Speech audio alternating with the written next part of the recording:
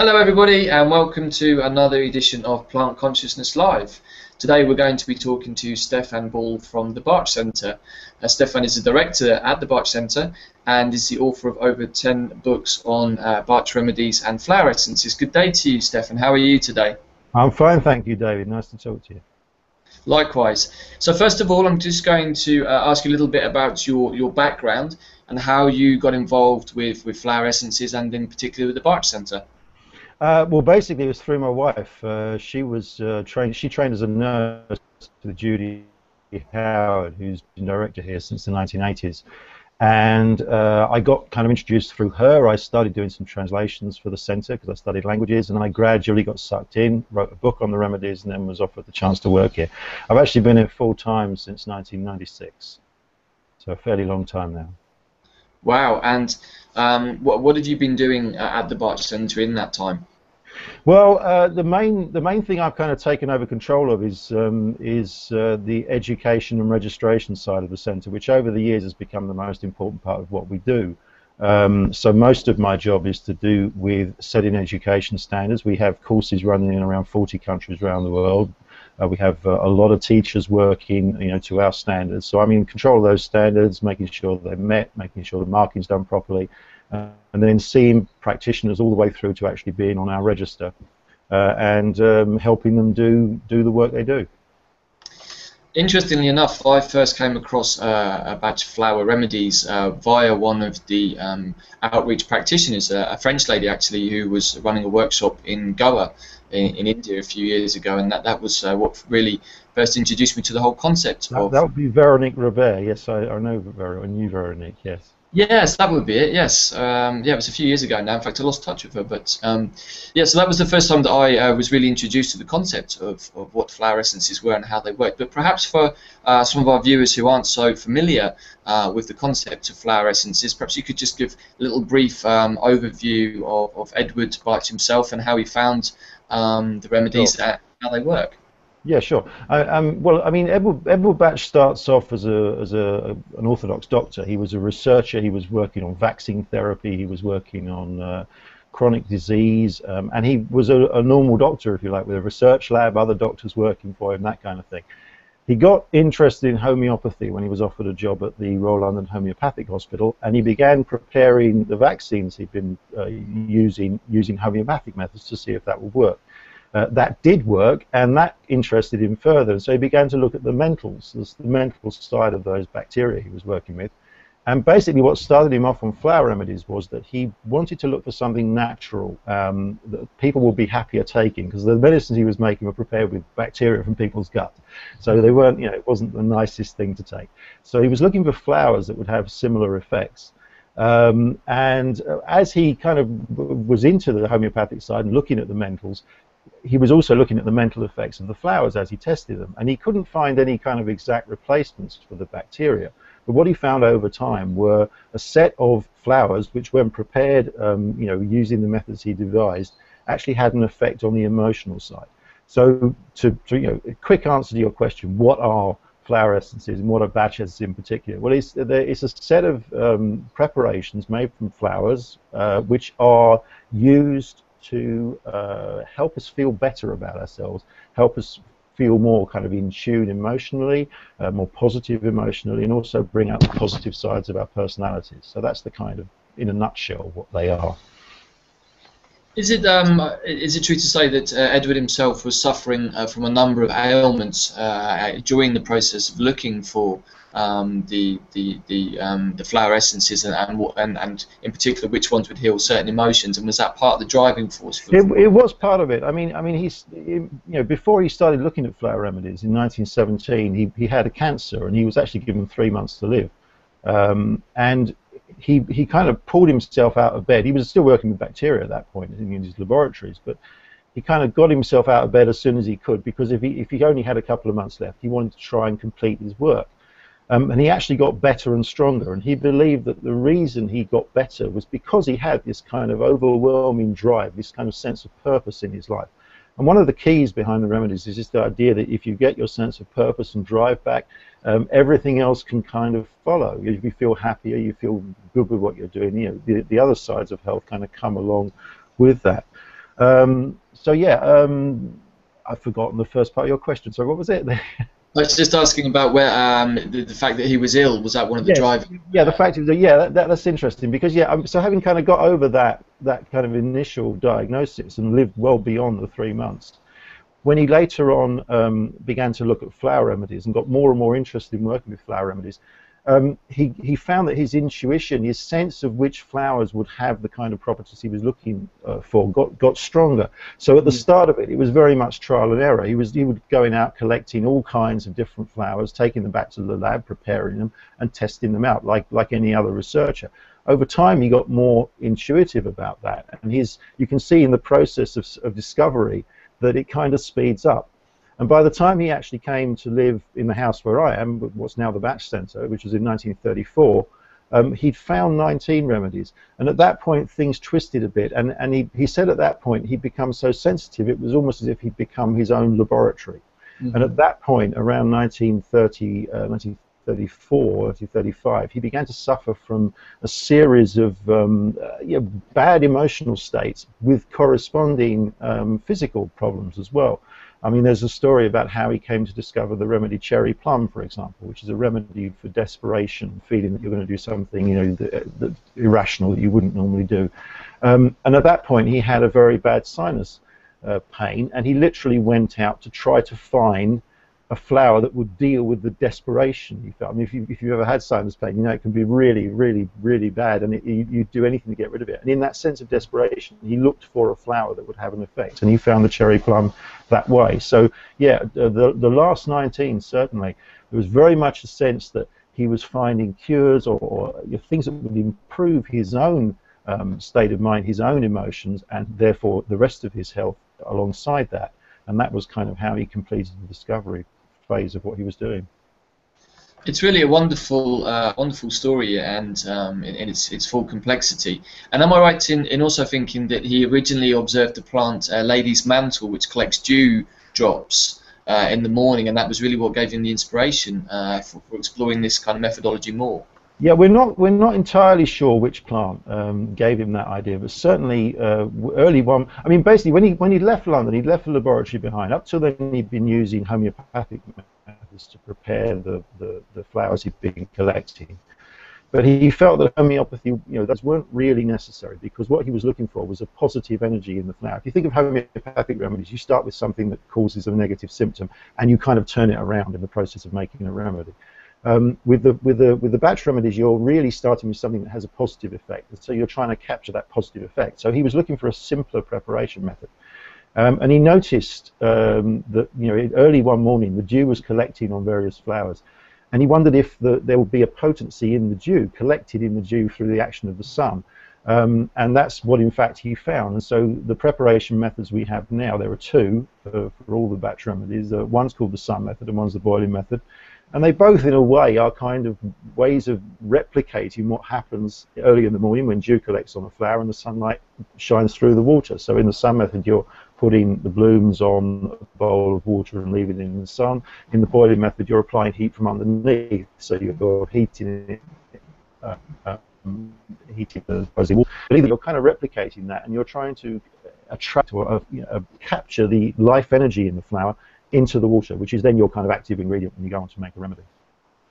So there are currently 38 Bach remedies, is that correct? That's right. And there are many other different systems around the world, I believe, also that use a similar methodology, but work with plants native to other parts of the world. Yes, that's correct. I mean, Dr. Bach's methods have been, have inspired lots of other people now to create their own systems. So you literally, if you look around now, if you look on the internet, you'll find thousands and thousands of different essences. Some made with flowers, some made with other substances.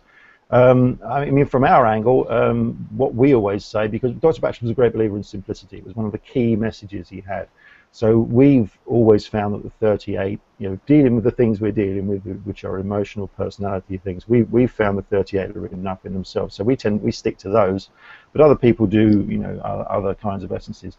And I think the idea, that there's nothing, I don't think there's anything necessarily special about the UK in the sense that, you know, Dr. Bach found all these plants growing, and most of them are native or naturalized plants. There's one exception, which is a garden plant, Serrata, but most of them are kind of found wild, growing around southern Britain and Wales. There's nothing especially sacred about that part of the world, so I think I'm pretty sure there are other plants that have similar effects in other countries, so people have developed local systems.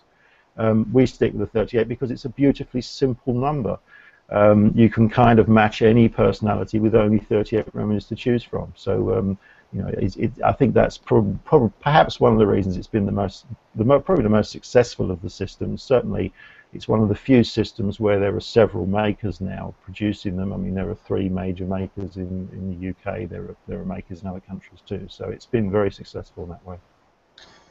And of course, you know, not all flowers that grow in the UK actually grow in all other parts of the world as well. And of course, there's a very strong theory that says that, you know, as humans, the plants that we need to sustain us and to heal us grow immediately in the environment around us. So of course, you know, for people living in Australia or people living in South America, they're probably going to have equivalent plants and flowers in their own environment that will correspond with what Bach found in the UK.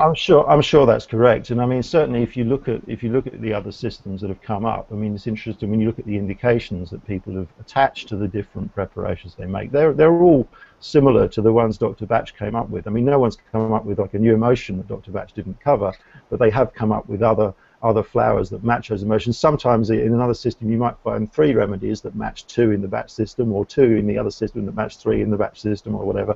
So it might be cut up differently, but the actual emotions are pretty much the same.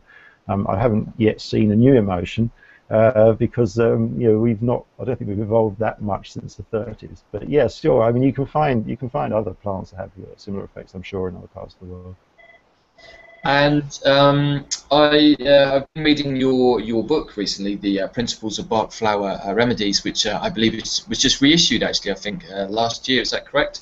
Yes, that's right. Yeah, it's been out of print for a few years. It was originally published by Thorson's as part of their series of books, Principles, and I think a lot of the titles from that old series were cherry picked by a new publisher, and they've brought them out. Yeah. And perhaps you could just tell us a little bit about what the book is about, and for those people, in essence, is why it might help them. Sure. I mean, the Principles book, I mean, with every book I write, I try to kind of define a different area, a different market, if you like, a different approach. And the idea behind Principles, I took the series title at its face value, and I tried to write a book that would have all the basic information and the kind of concepts behind working with Bach remedies. So it is very much the principles involved. So it's about simplicity, it's about self-help, it's about how remedies are made, it's about some of the concepts we have, like, I mean, one peeling the onion, which is a concept also used in homeopathy, which is the idea that you treat from the outside. So with the Bach remedies, I often describe it as a lazy man's therapy, because you don't need to actually do a lot of analysis. You don't need to try and find out what's going on in someone's innermost soul. You start with what you see. If someone comes in and they seem very happy-go-lucky, and you know, you say, "What's the matter?" Say, "Oh, nothing." Laugh it off. Well, okay, you have a remedy for that. You start from there, and you kind of unpeel things slowly.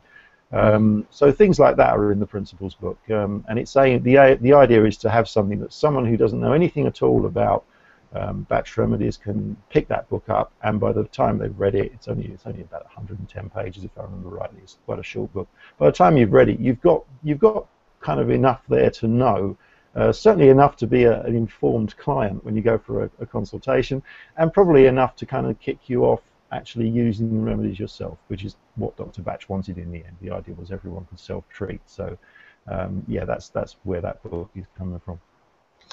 In fact, I have a copy of the book here for anyone who might be interested. It is very good, and as Stefan says, it's a very good place to start to learn more about the Bach Flower Remedies. Now, you are the author of quite a few other books, Stefan, which, particularly for animal lovers, I think will be interesting. Now, one of the books that I have here as well, which you've done, is called Emotional Healing for Cats. Tell me a little bit about your work with animals and how remedies can work with people who've got pets or animals that they work with. Yeah, it was an interesting area because I mean, my initial experience with it was pretty limited. I mean, just animals I'd owned myself and suggesting remedies for friends with animals and that kind of thing. So it was very kind of casual and not very high level. But we had a happy coincidence of things happen. We had a lady come on one of our practitioner courses here, who asked if she could submit her case studies on horses, and we've always said no to that in the past. But she said, well, I am actually an animal behaviourist. I run the Pirelli Natural Horsemanship Centre in the UK. So, okay, we said we'll have a go. And when we saw them, they were fantastic, and she clearly knew what she was doing. And we basically cherry-picked a lot of information from her, and we worked with her to set up courses for practitioners who want to work with animals. So they're still being run now in Wales. The interesting, I mean, the difficulty with selecting remedies for animals really is not so much using the remedies, because one of the beauties about batch remedies is they are very safe. So you're not going to do harm, even if you get everything wrong. You're not going to make things worse. But the difficulty really is kind of actually working out what animal emotions mean. Why does an animal behave that? Why does the cat climb the curtain? Why does the dog chew the shoe? And there's always a kind of an assumption, I think, for people who come into it very innocently. They kind of treat animals like little fluffy people, and they say, well, the dog chews the shoe because it's annoyed because it's been left alone, it's trying to get its own back, it's being spiteful, and the cat climbs the curtain because it's just a mad, reckless animal, and is doing all these terrible things. And it's only when you try to actually think about what the animal is like itself in its own kind of environment that you can begin to kind of look differently. I mean, a lovely example, I think, is you'll sometimes get people will keep a rabbit. They'll keep a rabbit in a hutch, probably by itself, and the rabbit becomes quite aggressive. And so it gets to the point where, maybe the rabbit belongs to the child and the mum has to go and feed the rabbit because the child's actually getting scared of the rabbit.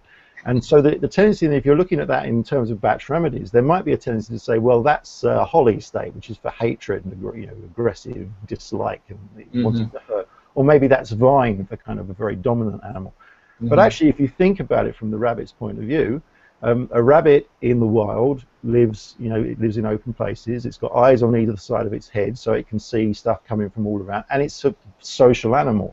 If you take a social animal used to living in wide open spaces that uses speed to get away from danger, put it in a little box where it can't get away by itself, its natural reaction is not actually aggression or dominance. It's actually terror.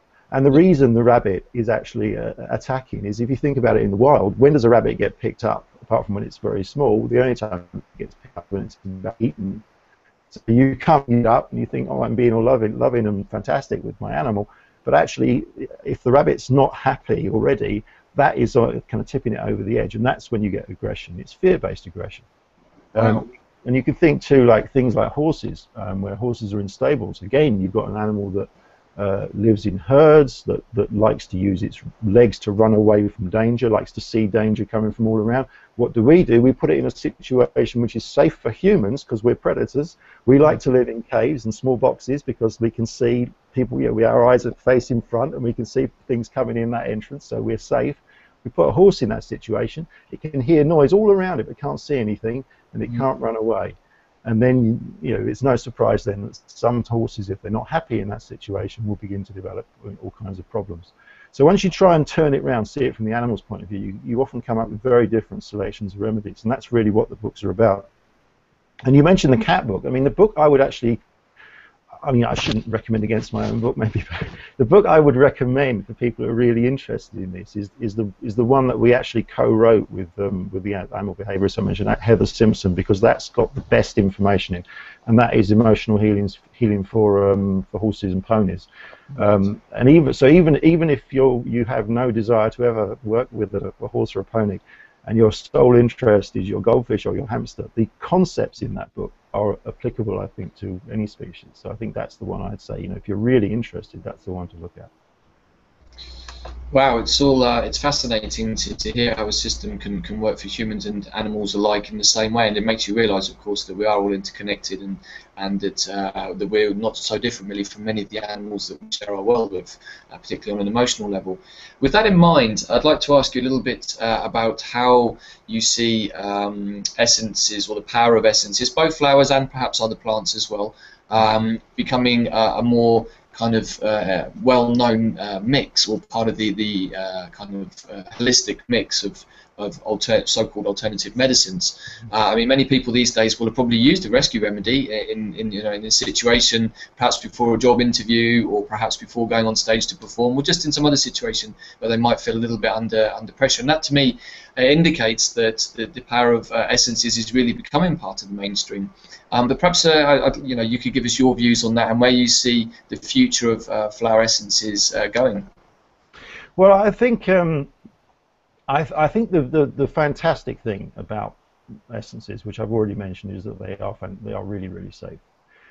So they are perfect for self-diagnosis and self-treatment. You don't need to go and see a practitioner. I mean, we have practitioners who, you know, but certainly what we teach here is, when you see a practitioner, the practitioner is there to teach you. The practitioner is there to encourage you to help yourself with the remedies. So I think that's the beauty of it, and I think that's one of the reasons why it will continue to grow in the way it has grown, because I think people are becoming more and more interested in self-treatment, self-diagnosis, and helping themselves, and the whole, you know, the whole field of personal development, and, you know, can go in lots of different directions, and every direction it goes, there are essences that can help that, because they are dealing all the time with our feelings. And whether you're thinking about, you know, following a new religion, or getting a new job, or something as humdrum as which lawnmower to buy, these are all situations that involve emotion. So every time you're in those situations, there's a potential use for a Bach remedy or another flower essence in there. And I think that's one of the things that will grow. I mean, the interesting thing, I think, is like, when you look at today with, you know, we're all more and more in social media. We spend more and more time online. There's more and more kind of quick fix stuff. But there's also an undercurrent of that, where people are more introspective. They're using those media to kind of communicate feelings and thoughts more. And I think that's where the remedies really come in, because in the end, choosing a remedy, the act of just choosing a remedy, means that you take 5 minutes, 10 minutes to step back from your day-to-day activities and think about who you are and how you feel. And I think for most of us, that's an opportunity, that's a good thing to build that in. And whether you're doing that by, you know, doing a daily blog entry where you say, you know, today I feel like this, or you're doing it through Twitter and saying, right now I feel X. Well, if you do it with a Bach remedy, not only are you taking 5 minutes perhaps quieter than you would online to actually do that, but you've also got something at the end of it that you can actually use to transform that feeling. Not to change who you are, because that's never the aim of it, not to change who you are, but to help you be more yourself, the best you are, which is a very different idea. Yeah, and I think it's a very important idea, particularly in terms of your own personal development, to always be in that kind of self-reflective space to try and understand who you are better. Because if you understand yourself better, then you have a much better chance of living a happy, healthier life, I believe. And I think one of the important or potentially interesting aspects of the flower remedies is the easiness of which people can make them themselves, if they have the inclination to really go that step further and explore what's in their own garden. Then you almost have a ready-made self-healing process. And I think that in the modern era of computers and gadgetry and electronics, there is almost now becoming a bit of a counter movement as people look outside, wanting to reconnect with nature again. Yes, and I think that's an important part of it. And I mean, you know, I mentioned simplicity being a key concept. That applies absolutely to how they're made. I mean, they are very, very simple processes. They're literally kitchen sink processes. You need very little equipment. You need very little training. In fact, the only difficulty really is finding the right plants. Once you've done that, you know, off you go. And I mean, I always say to people, if you're interested in making a remedy for yourself, I always say that probably the best one to start with is white chestnut, because everyone knows what a conker tree looks like. Everyone knows where their local conker trees are. Keep an eye out kind of in the spring when they're coming into flower, and you can make a remedy from those flowers. You just, you know, it's a sun method, so all you need is a clear glass bowl and some water. You put the flowers on there, leave it in the sun for 3 hours, mix it half and half with brandy. That is your mother tincture. You've just made a remedy, white chestnut, which is associated with recurring thoughts and kind of circular thoughts that won't leave you alone, that kind of thing. It's a very commonly used remedy, a very easy one to find the right plant, very easy to make. So off you go, yeah. And you know, that just, as you very nicely put there, that just shows how easy it is to actually engage in this particular healing process. Now, you're going to be talking at our upcoming event, Plant Consciousness, which is in October. I'd like to ask you what you understand by the phrase plant consciousness. This is a question I've asked to all of our speakers in our recent interviews, and we've had some very interesting answers, but I'd like to hear your thoughts on this as well. Yeah, I mean, well, it seems to me you can read it two ways. You can read it as consciousness in plants, so to what extent are plants conscious? That's a whole interesting area. I think, you know, if Dr. Bach were here today, he would probably say, actually, yes, they are conscious. He certainly felt that there was communication going on between the plants and him when he was actually, you know, fine remedies, particularly, as I say, towards the end when he was more intuitively in tune with what he was doing. The other way to see it is consciousness of plants, and I think that's kind of the angle I'm going to come at when I'm at the conference, because I think what you touched on just now is really important. Making a remedy, the act of noticing plants, the act of having that kind of one-on-one relationship with a plant when you're making a remedy, or even just taking a remedy, when you kind of pick something up and it's got, you know, it says heather on it or it says agrimony on it, and you take it. That's a kind of moment where you're just putting yourself more in tune with something that has come basically from a plant and that you're using for your emotions. It's striking when if you look at the kind of science of genetics and you see how close we are, not just to chimpanzees, but how close we are to wheat, how close we are to oak trees. You know, all life on this planet in the end has developed together. We share an awful lot. I don't think it's a huge leap to go from that to saying that the qualities you see in an oak tree, strength, you know, supporting lots of other forms of life, all those kinds of things, could have an echo with the same qualities that you see in some people. And that's really the kind of the imaginative leap that Dr. Bach took when he was working on his remedy. So that's the kind of area I think I'm most interested in exploring when I talk. And I think that's a very nice distinction to make, actually, the idea of consciousness of plants and the consciousness perhaps within plants. And certainly, I think, personally speaking, I would veer from taking the first steps of becoming more conscious of plants themselves. And in fact, when we were talking to Philip Cargom just recently, he also made the very important point in terms of, you know, sacred herbalism in the Druidic tradition, that it's when you go to create a medicine or a tincture using a certain plant, it's not just about the plant itself, it's about when you pick the plant, it's about where you pick it, the context within which the plant is sitting, and also the power of the intention that you pick the plant with, that, you know, you're picking with the intention to make a healing medicine. All of these very subtle but important factors have this huge bearing on the outcome and the strength of the medicine, and it seems to me that in you know, putting so much intention and thought into that process, there is a strong possibility that you may actually be able to become more aware of the consciousness of that plant and perhaps even be able to communicate with it. Would you agree with that to some extent? I think, well, I've certainly met people who say that.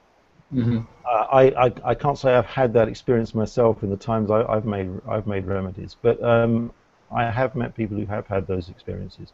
I think the key thing is that you are building an attachment with the plant when you use a plant to make a medicine. I mean, what we used to do here when we were kind of making distributing remedies ourselves from the Bach Centre, we used to keep it very, very simple and straightforward. There were no special rites or special kind of processes, but the one thing we always did at the end was say thank you to the plant. And you know, just in a very ordinary way, like you might say thank you to someone who's brought you a sandwich. It's a very simple way. Just say thank you to the plant and respect the plant. And that means, for example, when you make a remedy, you're not trying to kind of get every single flower you can find from that patch of ground. You're taking flowers from a few places. You're always making sure that you will allow there to be more next year.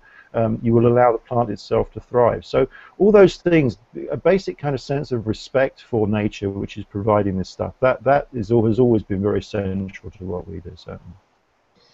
And it's true to say, actually, that in the process of working on the plant consciousness event and talking to many different types of plant people, this sense of mindfulness when working with plants is something that comes through very strongly, actually, with all the people that I've spoken with. And that to me is a very important sign that through connecting with nature and with plants, that we can actually develop personally as well. And this notion of mindfulness, which I think is perhaps becoming a much more mainstream concept now, which I think is great. And it's much needed in the world. It's if we can look to nature to help us with that process as well, then it connects us back to the environment we live in. Well, look, it's been very interesting talking to you this morning, Stefan. You are going to be with us at the Plant Consciousness event, which is the weekend of the 4th to the 5th of October. Perhaps just to finish off, you could just tell us a few words about what you hope to gain personally from the event, and where you see this idea of plant consciousness moving in the future. Well, where I see it going in the future, I think you're right. I think it's part of a much wider, much broader movement, which takes in a whole number of things. I mean, the whole green movement, the ecology movement, all these things are really moving in the same direction, which is that we stop treating nature as some kind of bottomless pit that we can just take everything out of, and we begin to treat it as something which is basically our partner, and we need to take care of it as it takes care of us, and we need to be respectful and, as you say, mindful whenever we are drawing on that resource, that we must also be a resource for the thing we are working with. I think that's very, very important. What I'm hoping to get personally out of it, I'm not going with any expectations, to be honest. I'm going with a kind of an open mind, and I'm going expecting to be interested and perhaps challenged sometimes by some of the speakers, and to hear some different points of view. I mean, you mentioned the Druidic tradition of healing. I mean, that's certainly of interest to me, because our tradition, there are clear parallels. Even though there are also differences, there are clear parallels. So it would be interesting to hear that side of things. But no, I'm going with an open mind, and expect to be challenged and informed and interested. And I think that's an excellent way to approach any kind of conference or learning process, is to go with an open mind, and that's what we encourage all of the attendees to the event to do. And certainly there is quite a variety of different ideas and opinions going to be discussed during the weekend, and some of them perhaps might be a little bit challenging for some people, but that's the idea. We want people to ask questions and to ponder on things, and to come away perhaps with some new ideas and perhaps some inspiration as well. And certainly I think people will certainly get that from listening to your talk, Stefan. Just to finish, do you have a website or anything that you'd like to direct people to if they've enjoyed listening to you this morning and want to find out more? Well, anyone who wants to know more about Dr. Bach's work or our work here, the place to go is bachcentre.com. So it's BACHCENTRE.com, and that's where you'll find us. And at the Plant Consciousness event, you're going to be talking about everything in nature being more simple. Just quickly tell us what people might be able to expect to hear from you about that. Well, it's very much based on Dr. Bach's ideal of simplicity, and I'm going to explore what that means, the effects it has, and why simple doesn't necessarily mean simplistic. Okay, sounds excellent. On that lovely note, I'm going to bid you farewell this morning. Thank you so much for your time. It's been really interesting to chat to you, and also really to compare, now having interviewed all of the speakers for the Plant Consciousness event, the very interesting different types of knowledge that people have relating to the plant world, and to see how they can all sit side by side actually, and work together or work independently. And I think that means that there's something there for everybody, which is important, because everybody resonates with different sort of modalities and methodologies. For those of our viewers who haven't yet bought the ticket to Plant Consciousness, I have to ask, what are you waiting for? We've got a great lineup of speakers, including Stefan and many others. All the information about the event can be found at our website, plantconsciousness.com. That's taking place in London on the 4th and 5th of October. So once again, thank you very much, Stefan, for your time. Thanks, David. It's been a pleasure. Yeah, I look forward to seeing you in a few weeks' time in London. And good day, everybody.